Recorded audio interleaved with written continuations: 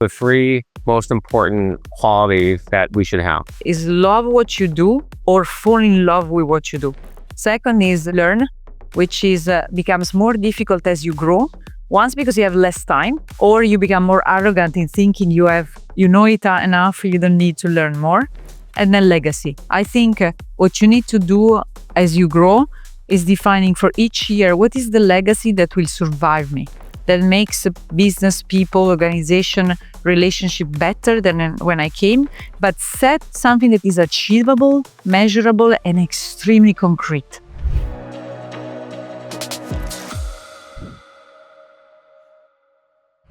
You're listening to part 2 of my incredible interview with Ilaria Resta, the CEO of the luxury watch brand Audemars Piguet. If you haven't yet listened to part 1, be sure to check that one out first. Now, without further ado, here's part 2 of my awesome interview with Ilaria. So everyone wants to know today who's watching, who's not a watch collector, how much do these cost? And let me just go through some stats here on you and your competitors.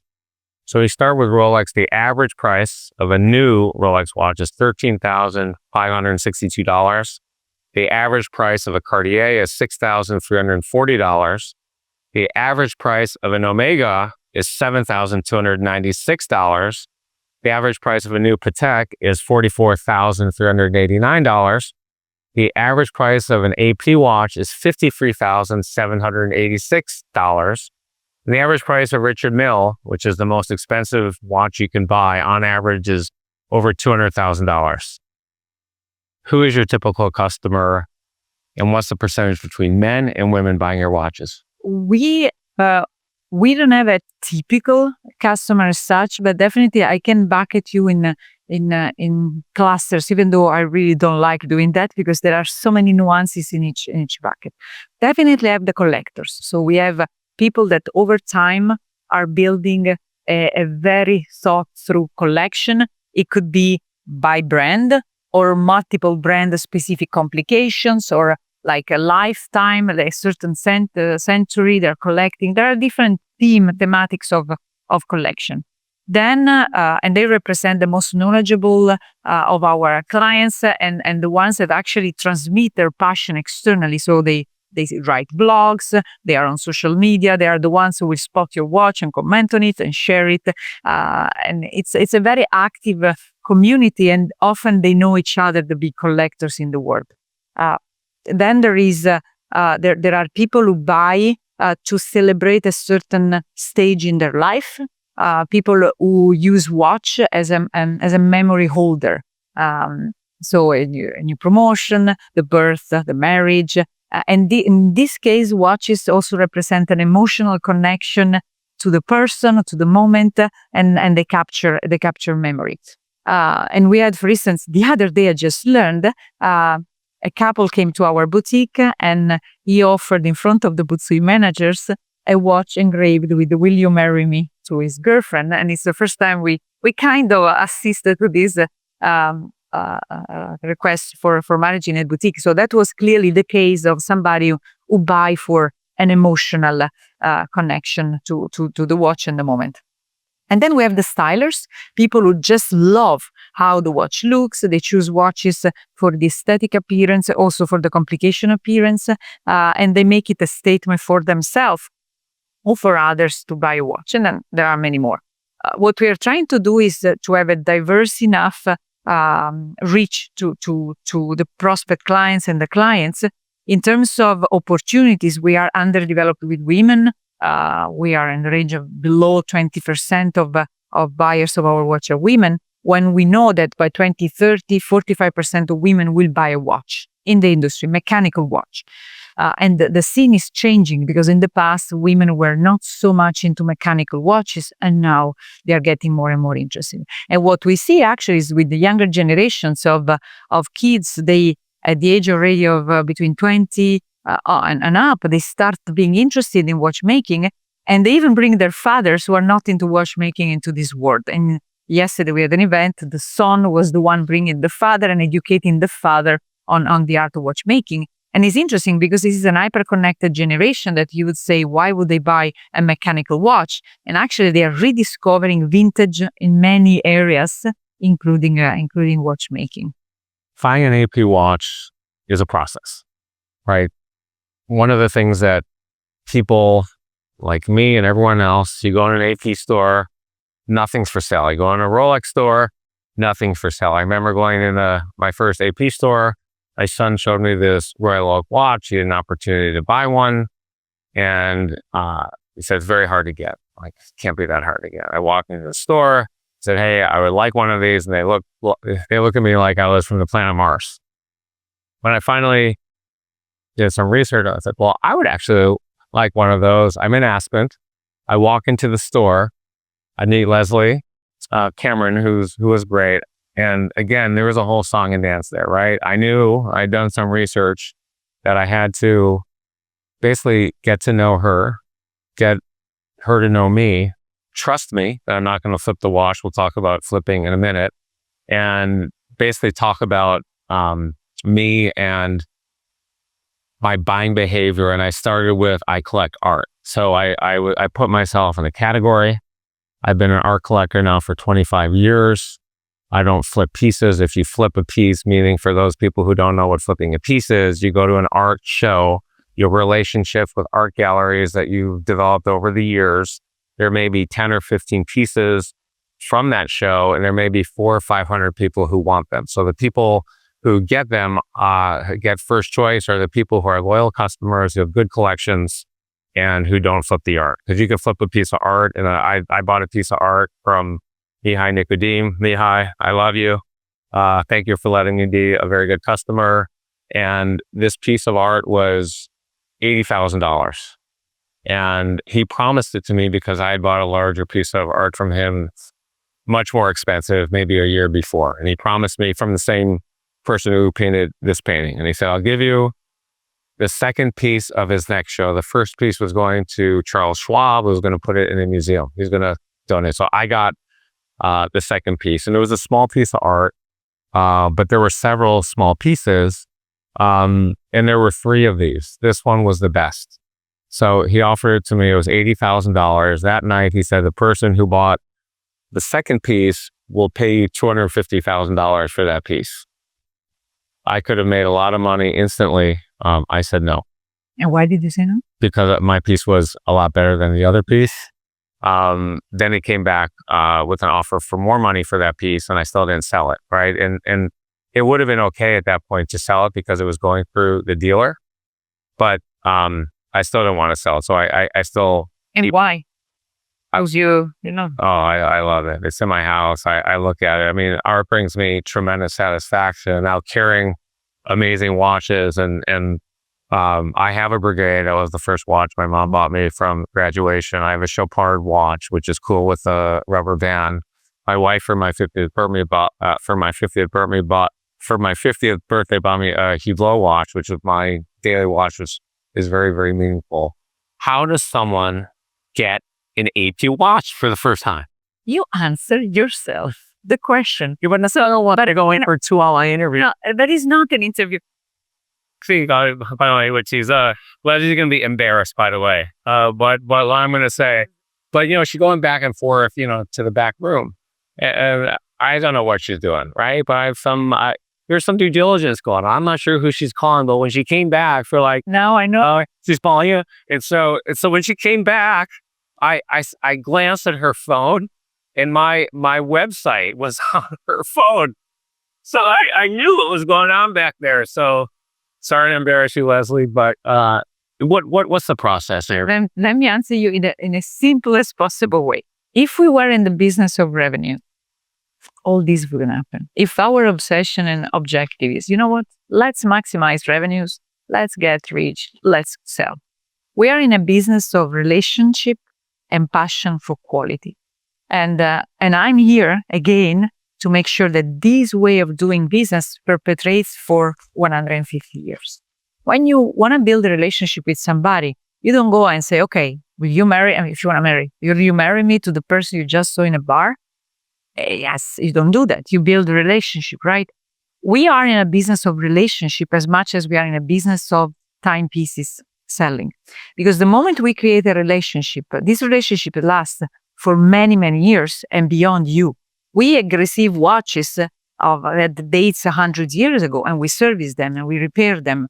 We take pictures because we discover movements that we are not producing anymore. And you enter in our family, and we are truly, we call our clients AP family, most of them, because they really start getting to know us. We know their collection, we can curate it. And then if you come to Le Brassus, which I really would love to have you to Le Brassus, and maybe you do a video recording on the way we produce, you will see that it's so much manually done. And there is so emotion in the process of finishing a watch and letting go. Where I had one story, one woman watchmaker, she asked me the favor, because I was in my onboarding asking, what can I do for you? What can I do better? Is there anything, any help needed? She said, yes. Can you please bring me back the watch I helped to assemble to say goodbye because before it leaves me? The level of attachment these watchmakers have with their creation is very high. And it's, for us, it's important that we create a relationship with the people that they bring those watches to their wrist.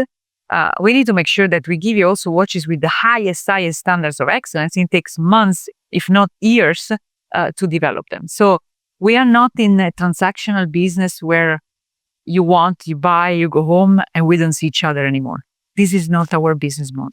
You know, it's interesting when you talk about the prices of watches. I mean, $53,000 for the average price watch. I mean, I was in the store in Vegas. I was in Lior's store in Vegas as well, and they were showing me a $400,000 watch, which something I'm not going to do right now, at least. But when you think about it, every customer is a millionaire, or they're not being financially responsible, because when you're paying $50,000 for a watch, that means you have to earn, at least in the US, you're in the highest tax bracket, you have to earn $100,000 to have a watch.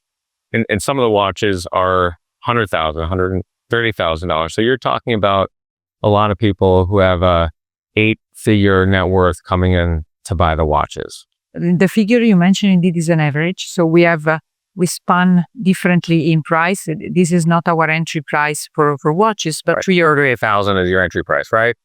So roughly, yeah. We have less. We have lower as well. But it didn't show me the lower one, by the way. Maybe because they know you so well that they want to cater to your need. Better the website. You see? Okay, that's intimacy with client, because we know you and we offer you what you deserve.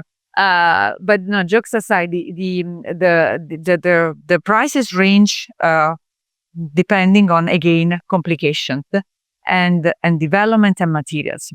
We just launched the Universal, which is the most complicated wrist watch that won also the Grand Prix de l'Horlogerie in Geneva last year. This watch is more than a million, but it takes at least 2 years to assemble manually by one watchmaker that wakes up every day to do only that watch in Switzerland. And you can go visit the person and see your own watch under development over time. So the time and the price is connected to what I call the overall value equation of the timepiece. And we're after value creation with materials, with the complication and innovation behind. So our calibers some are a trademark because we do so much research on micromechanic before launching that. That's what those behind the price that you read. You look at the Birkin bag, Hermes, you can't get one unless you go in, and again, it's based on your spend, right? There's a class action lawsuit filed in March of 2024 saying, hey, this is monopolistic behavior. A customer should just be able to walk in and buy a Birkin bag. When you saw that lawsuit, what were you thinking? Are you worried that AP may be facing the same issue along with the other high-quality watchmakers? We don't ask people to buy certain amounts of watches. We don't create this connection. So I'm not entering the case of Hermes because it's a separate case that I don't know enough to express any opinion, and I don't want to. But in our case, what we have a certain capacity of production that is a choice. And the choice comes from excellence. If we would do these watches assembled online with zero human power, if we would copy caliber of others, if we wouldn't use these materials, we could produce more. We decided not to produce more. We decided to produce less than the number you gave before, because we are aiming at the highest standard of watchmaking, which makes us in the need of making choices vis-a-vis our clients. We welcome all our clients. It's a matter of time when we can serve them with the timepiece they want. But we are not into the business of combining or bundling, which is not part of our. For limited supply watches like yours, demand is usually greater than supply. During COVID, the pandemic, wealthy people had nothing to spend their money on. So a lot of them bought luxury goods that went way up in price on the secondary market. You can't get one from the store. A lot of stores weren't open, and then they still wanted to spend money. You had watches like the Royal Oak. You have a lot of models, but going for 5 times their value. And when you see watches trading on the secondary market for that kind of price, there's an opportunity to sell your watch for a lot of money. Luxury watches over the last 5 years, depending on the brand, the average luxury watch has beaten the S&P 500. Are watches good investments? Watches have always been also an asset class like many other luxury brands. And I think what matters is more the innovation behind the watch, how much craftsmanship there is behind the watch. So I don't buy, and most of our clients in honesty don't buy thinking of an asset class, thinking they really think about the usage, the importance of the watch in their own collection and in their life.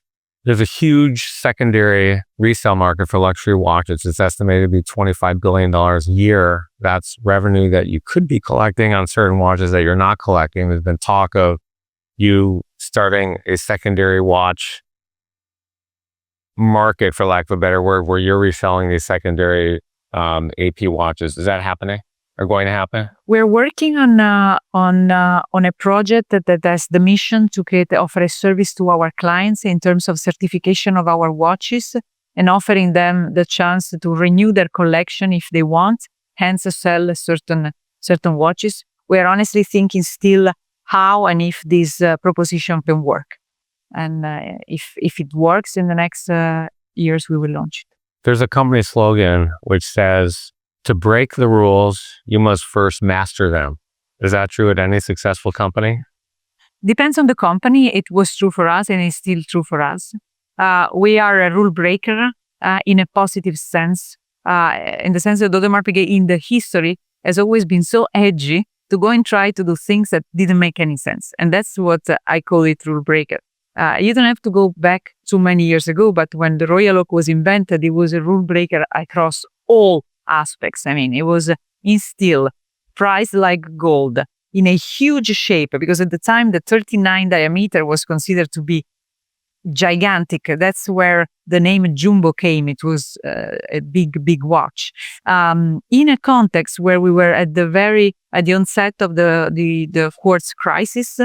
So coming with that launch was like, are you crazy? I mean, what happened to you? And in fact, it was received with mixed feelings by the market, and then it became a good success.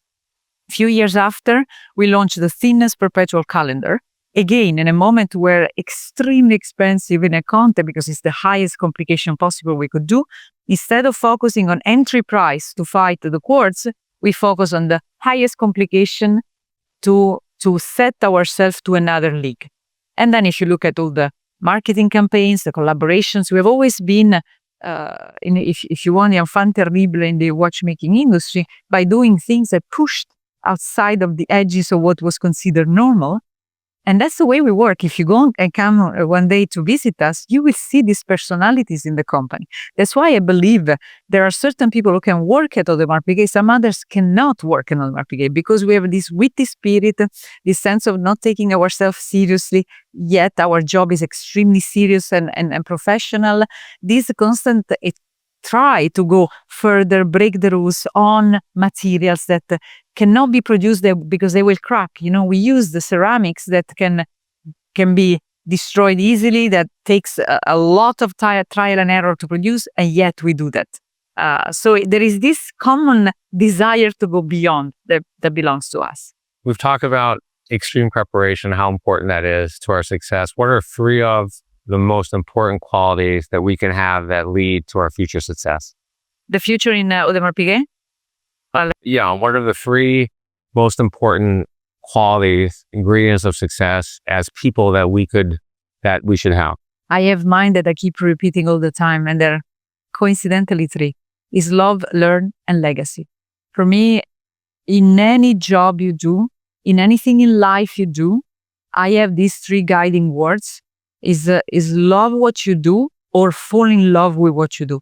And normally it's much more falling in love than loving, because it's very rare you will love always what you do, the bosses you work for, your colleagues. It will be much more an active role of falling in love that you need to have. Second is learn, which is becomes more difficult as you grow.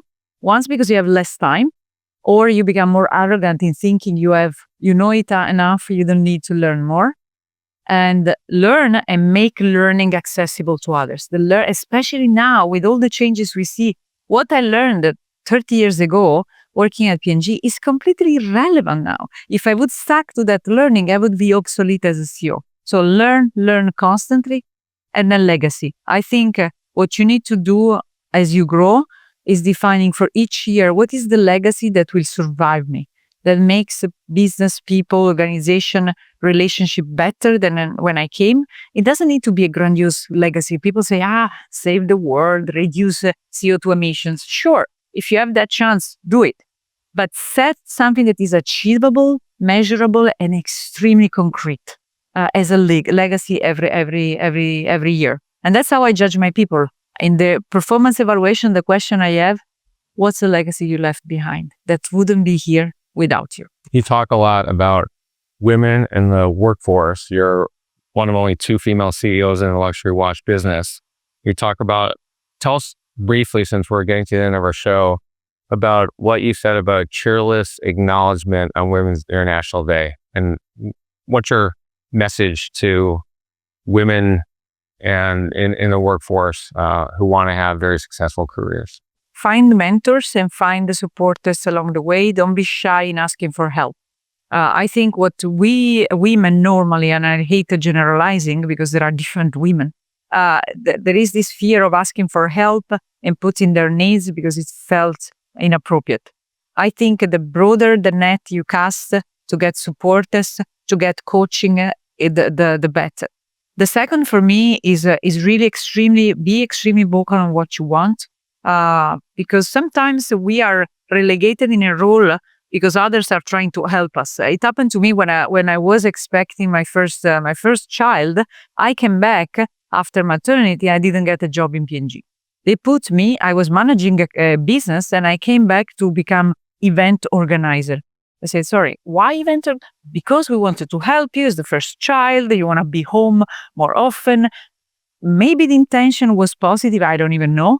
But definitely it was a killer for me. So for my second maternity, I learned the lesson. I said, I'm going to come back when my child is 3 months old. I want to have a job as big, if not bigger than the one I'm leaving based on my performance. You have nothing to worry about in terms of work hours because I will work as much as before. And then I got the job. So, and I had no issue, no fear in calling it out. And if you feel an injustice has been done to you, speak up. Because there are people who want to help you. It's just what I don't like is this constant feeling of it has to be this way because it has been decided on me this way. And last advice, and I really believe in it, start talking about your life in terms of choices and not sacrifices. Because as a woman, there is this constant sense of guilt or feeling that I'm making sacrifices. I'm not there for my children. I'm not there at the birthday party. If you leave all these choices as a sacrifice, then first you're not in control with your life. And you live miserably and you don't achieve anything. While instead, make it a choice. And define what is a real choice for you, being in the driving seat of your life and not the passive suffering of the nature of being a woman.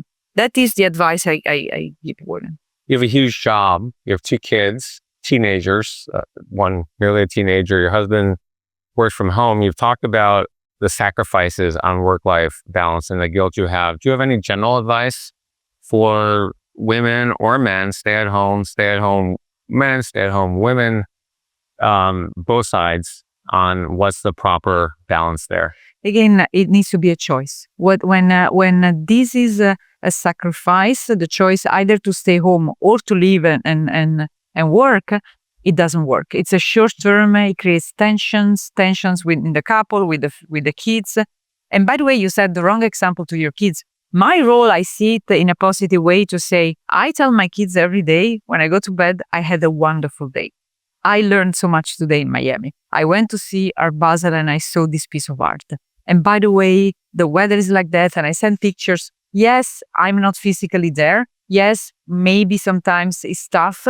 But you know what I bring them? I believe I bring them the visibility of the world through my eyes and the fact that it's possible to have a satisfying working life and being a mother at the same time. I want my children to consider this a normal fact. I felt guilty with my mama because for my mama, this choice of life was absolutely unacceptable. I was this nomad going around the world, leaving the poor kids behind in desperation. And how could I do that when I could have been a teacher in kindergarten like her? So it all goes back, make the choices, get the most out of it, big smile, or change the life. So you make these interesting watches named after people like John Mayer has his own watch. And his watches are on, first of all, why? And second of all, when are you going to make the Randall Kaplan watch? First of all, we're going to make the Randall Kaplan when you come to Lebrasu, you'll see how we work. Jokes aside, John Mayer is a great example of a collaboration that I feel is extremely valuable for us. John is a collector, watch collector, he's a watch connoisseur, and he's been very close to us in providing inputs and kind of point of view on the voice of the collectors and our esteemed clients who understand watchmaking. So when I met him, I told him and I offered this role, which is the role of creative conduit. Is somebody who brings in a creative way the external world of collectors inside Audemars Piguet. I cannot have discussions with thousands of collectors, but John, in a way, he participates in lots of forums on watchmaking. He knows what's hot, he knows what people like, and I like to have always an external voice to my creative team. And then he was extremely passionate for certain material, for the perpetual calendar, for a certain type of blue and finishings. And he came with this idea that I felt was new for us. He pushed our boundaries and we decided to do it. I don't like doing collaborations that are just for the name of a celebrity or somebody who is famous and then we do a collaboration. That doesn't bring anything to Audemars Piguet. These collaborations I will not do. But any collaboration like COS, we've done a collaboration with Brian Donnelly, the artist of COS, and to be clear, there's one watch. It just came out. You had a big party for it, and I believe the retail price is $220,000 for that watch. Correct. Okay. It's a concept tourbillon with the companion of COS attached to the sapphire crystal, and we developed for that watch a new movement also, which is a peripheral time display. So we don't show the time with the index. We show it with the peripheral time arrows, not to occupy the central space of the watch and leave everything to the companion. That was a wonderful collaboration because once again, COS came with an idea to have the companion attached to the sapphire crystal, looking at the wearer of the watch. But then what do we do with the showing the time? And we decided to create this new movement. So it's a new movement inspired by the work of COS. All right, we're at the end of our show right now, and I always finish a show with a game that I call Fill in the Blank to Excellence. Are you ready to play? Ready to play? The biggest lesson I've learned in my life is? Stay humble. My number one professional goal is? Leave a legacy on people in my organization. My biggest regret is? Not having traveled more. My biggest fear is? Not having enough time to travel. The proudest moment of my career is? Now. When you landed this job as CEO, what did your mom say to you? I can't believe you got this. But she could believe it, right? Yeah, she was very proud. Proud. You had a great day. And she said, your dad would be extremely proud of you. He was no longer with us. The craziest thing that's happened in my career is? Many.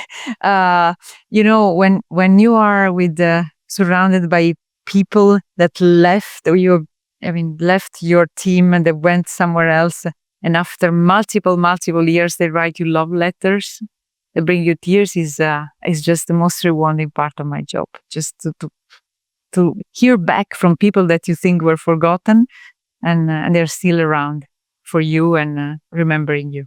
The funniest thing that's happened in my career is I always mix up names of people, celebrities. I have bad memory for names. the best advice I've ever received is Observe first, then listen.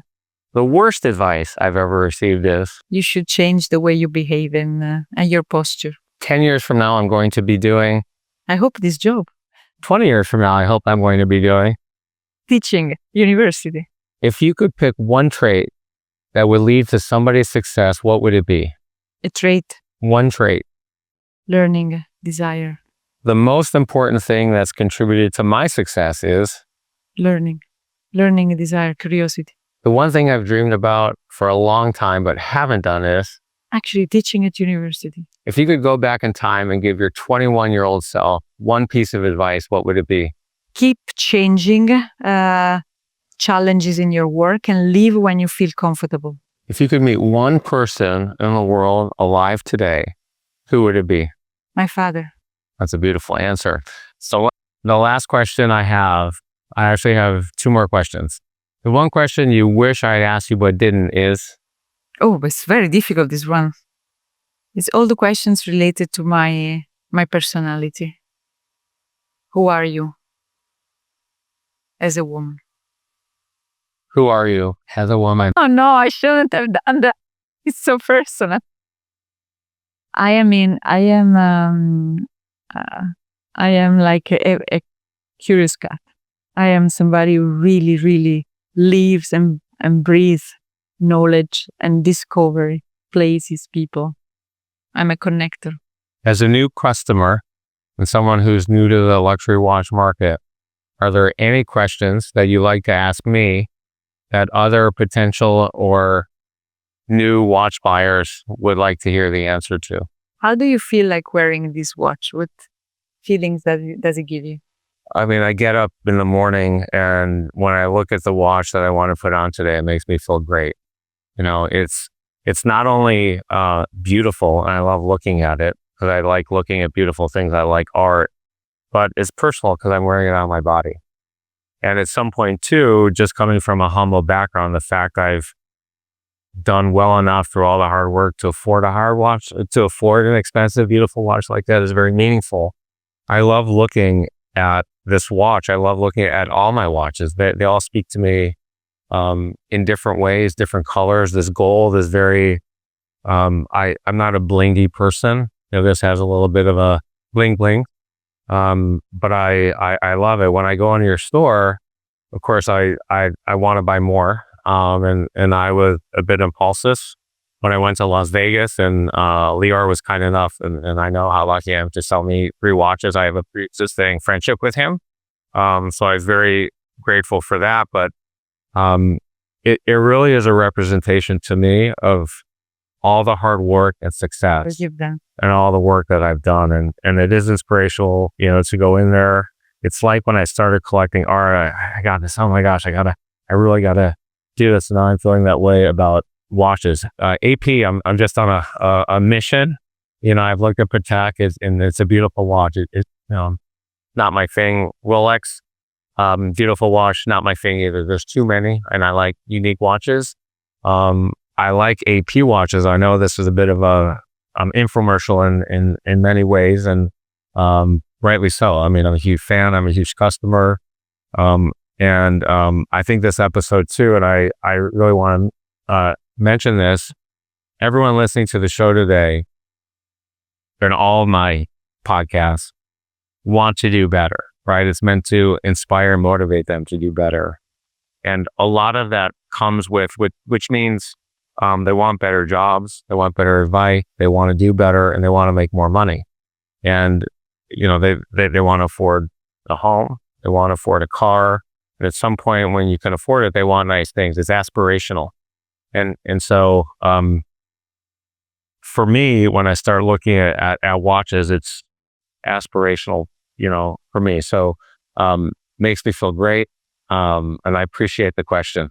Wow, I should hire as our spokesperson. You're amazing. It's been amazing. Thank you. Ilaria, I appreciate you answering my email. A cold email says a lot about you. I'm a huge fan. Me too. Of you. And I'm grateful for your time. Thank you so much for being here. It's truly a pleasure and an honor to meet you in person.